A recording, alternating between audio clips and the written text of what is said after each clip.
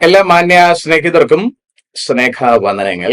ലോകവ്യാപകമായി ഹമാസും മലയാളക്കരയിൽ ഹിജാബും ഒരു വിവാദ വിഷയമായി കത്തിക്കാളിക്കൊണ്ടിരിക്കുകയാണ്. രണ്ടും എരിഞ്ഞമർന്നിട്ടുണ്ടോ എന്ന് ചോദിച്ചാൽ ഇല്ല. അമരുമോ എന്ന് ചോദിച്ചാൽ അതും സാധ്യത കുറവാണ്.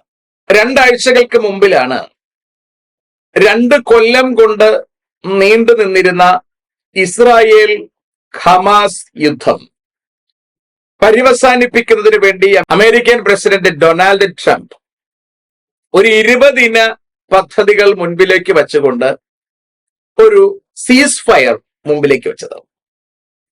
തൽക്കാലത്തേക്ക് അതൊരു സീസ് ഫയർ ആയിട്ട് അല്ലെങ്കിൽ വെടിനിർത്തലായിട്ട് നിലനിൽക്കുന്നു എങ്കിൽ പോലും അതൊരു ശാശ്വതമായ പരിഹാരത്തിൽ എത്തില്ല എന്ന് എല്ലാ മേഖലയിൽ നിന്നും ആൾക്കാർ വിലയിരുത്തുന്നുണ്ട്. അതിന് കാരണം ഒരു ഭാഗത്ത് നിൽക്കുന്നത് ഹമാസ് എന്ന ഒരു തീവ്രവാദ സംഘടന ആയതുകൊണ്ട് തന്നെയാണ്. അതുപോലെ തന്നെ കേരളത്തിലെ ഹിജാബ് വിവാദവും 150 200 കുട്ടികൾ സമാന വിശ്വാസമുള്ളവർ പഠിക്കുന്ന സ്കൂളിൽ മറ്റാർക്കുമില്ലാത്ത വിധം ഒരു കുട്ടിക്ക് പെട്ടെന്നുണ്ടായ ഭൂതോദയം തലമറച്ച് വന്നില്ലെങ്കിൽ പറ്റത്തില്ല. അപ്പോൾ അതിന്റെ പുറകിൽ പ്രവർത്തിച്ചതും ഒരിക്കലും ആ കുട്ടിയല്ല. കുട്ടിയുടെ മാതാപിതാക്കൾക്ക് ഒരു പരിധി വരെ അതിനകത്ത് സ്ഥാനമുണ്ട്.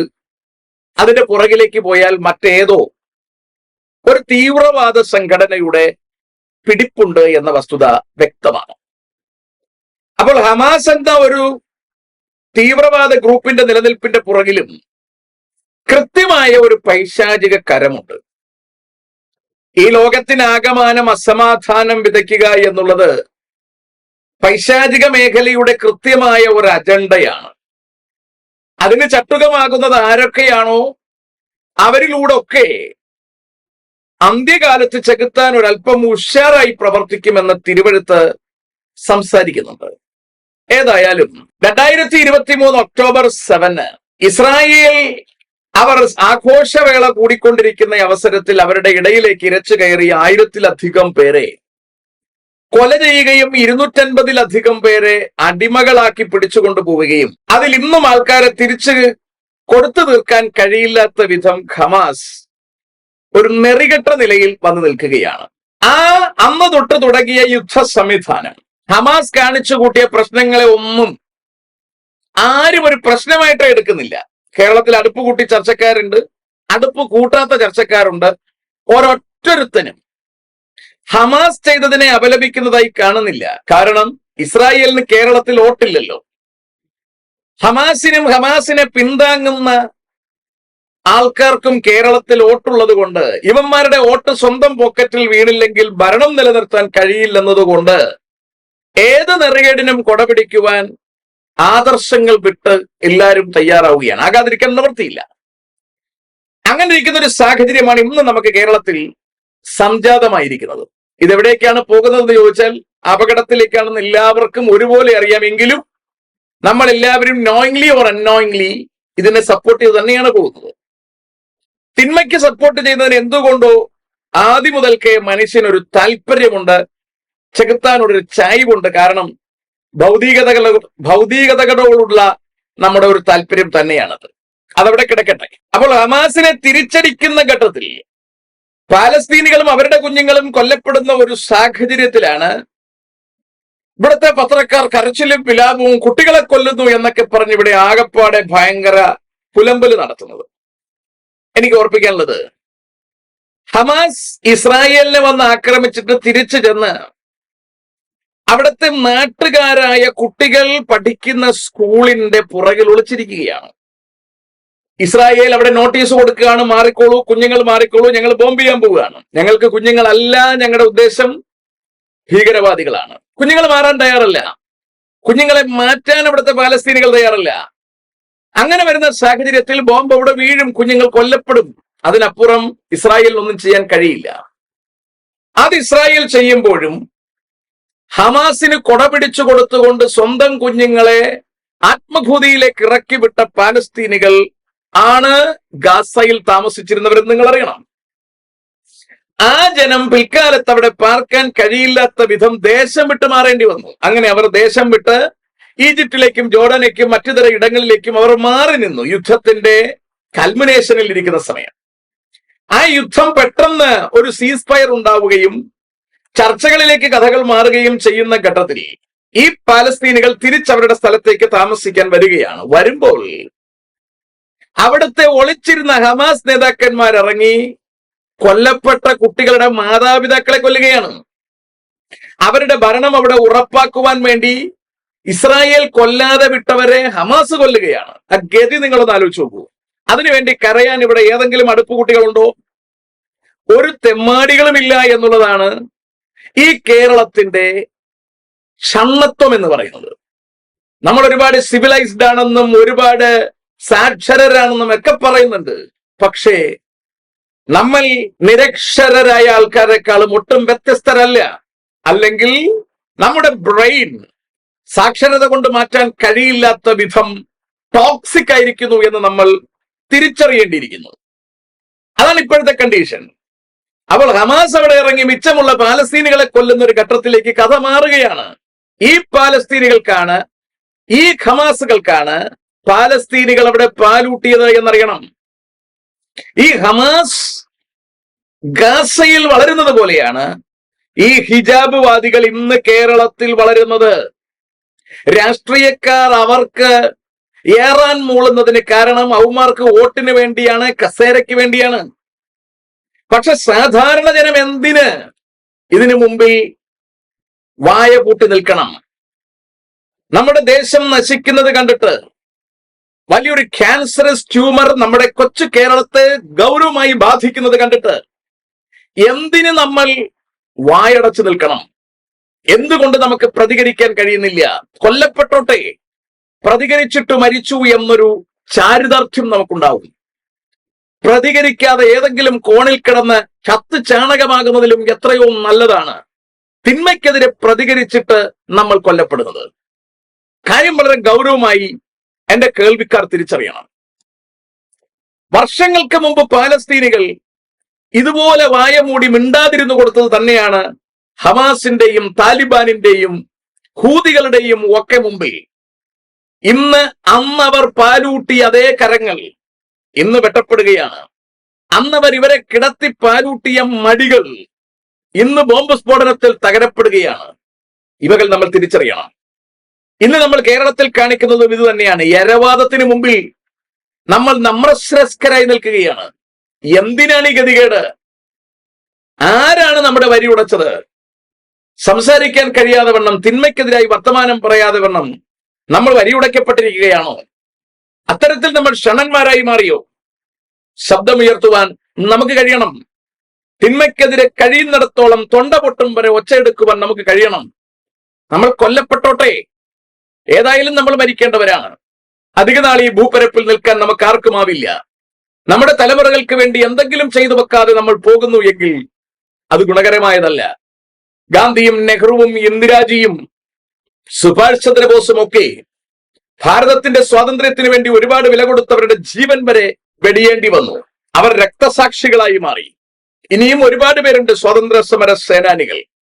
സ്വാതന്ത്ര്യ സമരത്തിന് പോയി എന്ന് പറഞ്ഞ് പെൻഷൻ വാങ്ങിച്ച് നടക്കുന്ന ചിലരെങ്കിലും ഉണ്ട്, അതിനൊന്നും പോയിട്ടില്ലാത്തവർ. എന്നാൽ സ്വാതന്ത്ര്യ സമരത്തിന് വില കൊടുത്തിട്ടുള്ള ഒരുപാട് പേരുണ്ടെന്നറിയണം. തകർക്കപ്പെട്ടവർ ഒരുപാട് പേരുണ്ടെന്നറിയണം.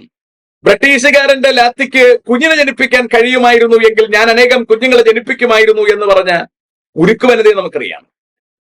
അങ്ങനെ ഒരുപാട് പേർ വില കൊടുത്ത് നേടിത്തന്നതാണ് നമ്മുടെ ഈ സ്വാതന്ത്ര്യം.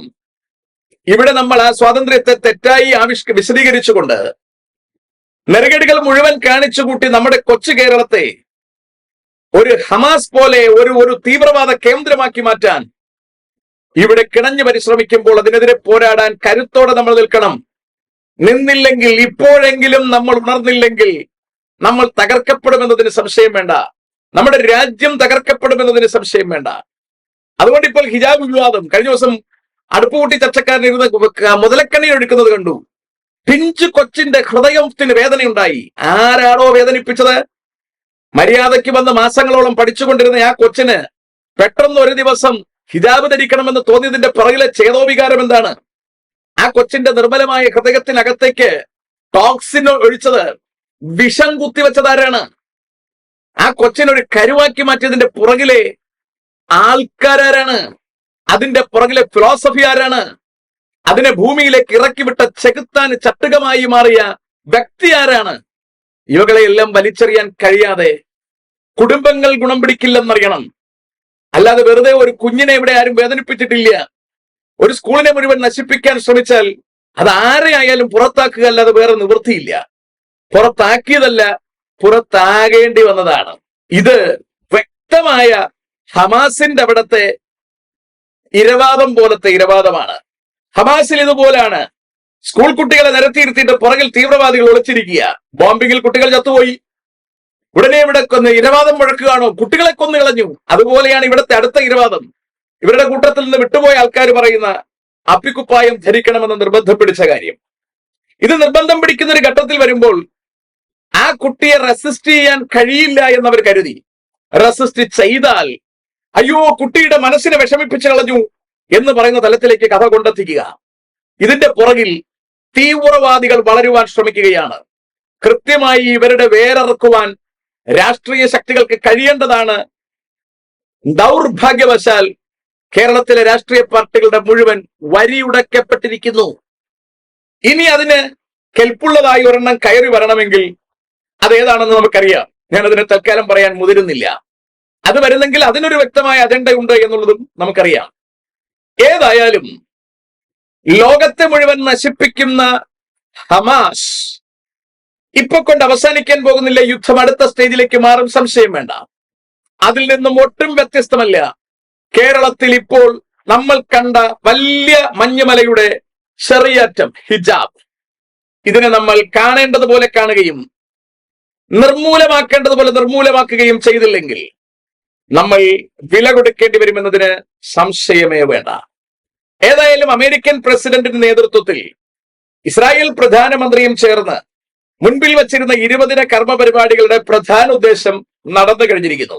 എന്ന് പറഞ്ഞാൽ ഇസ്രായേലിൽ നിന്ന് പിടിച്ചുകൊണ്ടുപോയവരിൽ ജീവനോടെയുള്ള ഹോസ്റ്റേജസിനെ മടക്കി കിട്ടുക എന്നുള്ളതായിരുന്നു പ്രധാന അജണ്ട. അത് കൃത്യമായി അവർ നിർവഹിച്ചു കഴിഞ്ഞിരിക്കുന്നു. ഇനി ഡെഡ് ബോഡി കിട്ടാനുള്ളത് കൂടി കിട്ടണമെന്ന് പ്രതീക്ഷിച്ചു. ഡെഡ് ബോഡി യവന്മാരുടെ കസ്റ്റഡിയിൽ ഇല്ല എന്ന് ഏറെക്കുറെ ഇസ്രായേൽ ഉറപ്പാക്കിയിരിക്കുന്നു. ഇപ്പോൾ അവർ മനസ്സിലാക്കുന്നത് എവിടെയൊക്കെയാണ് മിച്ചമുള്ള ഹമാസിന്റെ കേന്ദ്രങ്ങൾ, എത്രയൊക്കെ പേരാണ് ഇപ്പോൾ പുറത്തുള്ളത്, അവരെല്ലാം ഇപ്പോൾ വെളിച്ചത്ത് കൊണ്ടുവരികയും കൃത്യമായി ഇവർ സ്കാൻ ചെയ്യുകയും ചെയ്തു കഴിഞ്ഞിരിക്കുന്നു. ഇനി അടുത്ത അടി ആരംഭിക്കുമ്പോൾ ഹമാസിന്റെ സമ്പൂർണ്ണ നാശത്തിലേക്കായിരിക്കും കഥ പോവുക. അതുകൊണ്ട് ലോകം അണുവിമുക്തമാകുമോ എന്ന് ചോദിച്ചാൽ, തീവ്രവാദ വിമുക്തമാകുമോ എന്ന് ചോദിച്ചാൽ ഒരിക്കലുമില്ല. ഇവരുടെ ഉള്ളിൽ കടന്നിരിക്കുന്ന തീവ്രവാദാശയമടങ്ങിയ തത്വശാസ്ത്രം ഭൂപ്പരപ്പിൽ ഏത് മൂലയിലുണ്ടെങ്കിലും അത് ഈ ഭൂപ്പരപ്പിന്റെ നാശത്തിന് കാരണമാകും എന്നതിന് സംശയമേ വേണ്ട. അതുകൊണ്ട് അത് 6-ാം നൂറ്റാണ്ടിൽ ചെകുത്താൻ വളരെ ഭംഗിയായ വർണ്ണ പേപ്പറിൽ അല്ലെങ്കിൽ ശർക്കര പേപ്പറിൽ പൊതിഞ്ഞ് ലോകത്തിലേക്ക് വലിച്ചെറിഞ്ഞു. അത് വല്ലാതെ പൊട്ടിത്തെറിച്ചിരിക്കുന്നു. അത് വല്ലാതെ ലോകത്തെ നശിപ്പിക്കാൻ ശ്രമിച്ചുകൊണ്ടിരിക്കുന്നു. അത് തന്നെയാണ് ഇന്റർനാഷണൽ ലെവലിൽ ഇസ്രായേലിനെ നശിപ്പിക്കുക എന്ന ഉദ്ദേശത്തോടു കൂടി ഇസ്രായേലിന്റെ സ്വന്തം മണ്ണിൽ നിൽക്കുന്നതും, രണ്ടാമത്തേത് ക്രൈസ്തവനെ തകർക്കുക എന്ന ഉദ്ദേശത്തോടു കൂടി നമ്മുടെ കേരളത്തിലാകമാനം നമ്മൾ കാണുന്ന ഏടാകൂടവും. ഇത് ഇന്റർനാഷണൽ ആയിട്ടുള്ള ശത്രുതയാണ്. പിശാചിന് പ്രധാനപ്പെട്ട ശത്രു ദൈവത്തിന്റെ സ്വന്തം ജനമായ ഇസ്രായേലാണ്. രണ്ടാമത്തെ അല്ലെങ്കിൽ ഇത് പൊളിറ്റിക്കൽ ശത്രു എന്ന് പറയുന്നത് സ്വന്തം ജനമായ ഇസ്രായേലാണ്.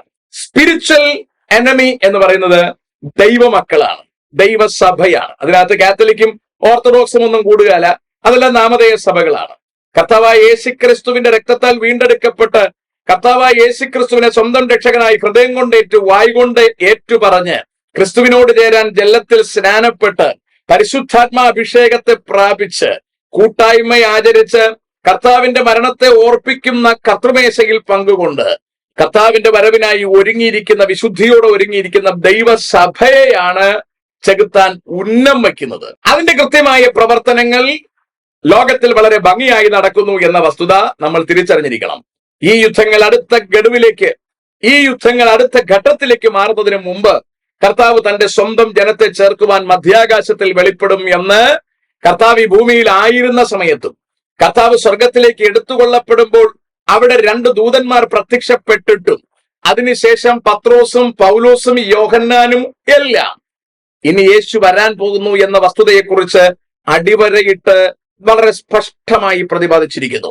യേശുക്രിസ്തു വരാൻ പോകുന്നതിന് തൊട്ടു മുമ്പ് സംഭവിക്കേണ്ടുന്ന സംഭവ വികാസങ്ങളെ കുറിച്ച് ശിഷ്യന്മാരുടെ ചോദ്യത്തിന് മറുപടിയായി കർത്താവ് പറയുന്നതിൽ നിന്നും നാം ഇന്ന് കണ്ടുകൊണ്ടിരിക്കുന്ന സമകാലീന സംഭവങ്ങൾ അവകളുടെ മുന്നോടിയായി കർത്താവ് പ്രതിപാദിച്ചിരിക്കുന്നു എന്നതും വ്യക്തമാണ്. ചുരുക്കി പറഞ്ഞാൽ ലോകത്തിൽ നടക്കാനിരിക്കുന്ന 3-ാം ലോക മഹായുദ്ധത്തിന്റെ തിരികൊളുത്താൻ സമയമെടുത്തിരിക്കുന്നു. ചേരികൾ ഭംഗിയായി തിരിഞ്ഞിരിക്കുന്നു. ഇസ്രായേലും കൂടെ അമേരിക്കയും ബ്രിട്ടനും സഖ്യകക്ഷികളും നിൽക്കണമെന്ന് ഇന്നേക്ക് 2400-ലധികം വർഷങ്ങൾക്ക് മുമ്പ് യെഹെസ്കേൽ പ്രവാചകനിലൂടെ യഹോവയായ ദൈവം കൃത്യമായി വെളിപ്പെടുത്തി വച്ചിരിക്കുന്നത് ഈ അവസാന ലാപ്പിൽ കുറച്ചുകൂടി തെളിഞ്ഞു വരികയാണ്. ഞാൻ എപ്പോഴും പറയാറുണ്ട്, വചനാടിസ്ഥാനത്തിൽ തന്നെ കേട്ടോ, ഇസ്രായേലും അമേരിക്കയും ബ്രിട്ടനും സഖ്യകക്ഷികളും. അമേരിക്കൻ പ്രസിഡന്റ് ഇപ്പോഴത്തെ 20 ദിന പരിപാടികൾ മുൻപിലേക്ക് വെക്കുമ്പോൾ അമേരിക്കയാണ് മുൻപിലേക്ക് വെക്കുന്നത്, ഇസ്രായേലാണ് കൂടെ നിൽക്കുന്ന കക്ഷി. അമേരിക്കയിലെ മുൻ പ്രധാനമന്ത്രി ടോണി ബ്ലെയർ ആണ് ഇതിന്റെ പ്രധാനപ്പെട്ട ചെയർ ആയിട്ടിരിക്കേണ്ടി വരുന്നത്. കാര്യം നിങ്ങൾക്ക് ഏറെക്കുറെ മനസ്സിലാകുന്നു എന്ന് ഞാൻ കരുതുകയാണ്. യുദ്ധത്തിന്റെ ഒരു ഭാഗം തയ്യാറായി കഴിഞ്ഞിരിക്കുന്നു, മറുഭാഗം റഷ്യ, പേർഷ്യ, ജർമ്മനി, ആഫ്രിക്ക എന്ന ടീമുകളാണ്. അവരും ഏറെക്കുറെ ടീം തിരിഞ്ഞു കഴിഞ്ഞിരിക്കുന്നു. ഇനി അടിയാണ് നടക്കേണ്ടത്. ഹമാസിനെ തകർക്കാനുള്ള അടി ഇസ്രായേലും അമേരിക്കയും ചേർന്ന് ആരംഭിക്കുമ്പോൾ അതിനെ എതിർത്തടിക്കുവാൻ വേണ്ടി ലോകരാഷ്ട്രങ്ങൾ എഴുന്നേൽക്കുമോ എന്നെനിക്കറിയില്ല. ഇല്ലെങ്കിൽ ഒരല്പം കൂടി കർത്താവിന്റെ വരവ് താമസിക്കും എന്ന് നമുക്ക് പ്രതീക്ഷിക്കാം. അല്ല, ഹമാസിനെ തീർക്കുവാനുള്ള അടിക്കായി ഇസ്രായേലും അമേരിക്കയും ബ്രിട്ടനും കൂടി എഴുന്നേൽക്കുന്ന ഈ വളരെ അടുത്ത ഘട്ടത്തിൽ ലോകരാഷ്ട്രങ്ങൾ ഒരുമിച്ച് ചേർന്ന് അമേരിക്കയെയും ഇസ്രായേലിനെയും ബ്രിട്ടനെയും എതിർക്കാൻ ശ്രമിക്കുകയാണ് എങ്കിൽ ഇത് തന്നെയാകും അവസാനത്തെ ലോകമഹായുദ്ധം. അങ്ങനെയാണ് എങ്കിൽ അതിനു മുമ്പ് നമ്മൾ എടുക്കപ്പെടേണ്ടതായിട്ടുണ്ട്.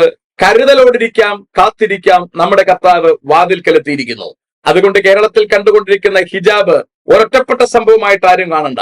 ഇതൊരു നിസ്സാര സംഭവമായിട്ടും കാണണ്ട, ഒരു അജണ്ട ഇല്ലാത്തതായിട്ടും കാണണ്ട. ഇതിന്റെ പുറകിലൊക്കെ കൃത്യമായ ഉദ്ദേശങ്ങളുണ്ട് എന്ന വസ്തുത നമ്മൾ തിരിച്ചറിഞ്ഞിരിക്കണം. അതുകൊണ്ട് ഈ ലോകത്തിൽ തന്നെ നിൽക്കാൻ തയ്യാറുള്ളവർ വാളുകൾ മൂർച്ചയാക്കി വെട്ടാൻ തയ്യാറാവുക, അടിക്കാൻ വേണ്ടി മസിൽ പവർ കൂട്ടുക. ഇവിടം വിടാൻ തയ്യാറുള്ളവർ വഴിയിൽ വെച്ച് നശിക്കാതിരിപ്പാൻ പുത്രനെ ചുംബിക്കുക. യാത്രയ്ക്ക് തയ്യാറാകാം. നമ്മുടെ കർത്താവ് വരാൻ സമയം ഏറ്റെടുത്തിരിക്കുന്നു. May God bless everybody.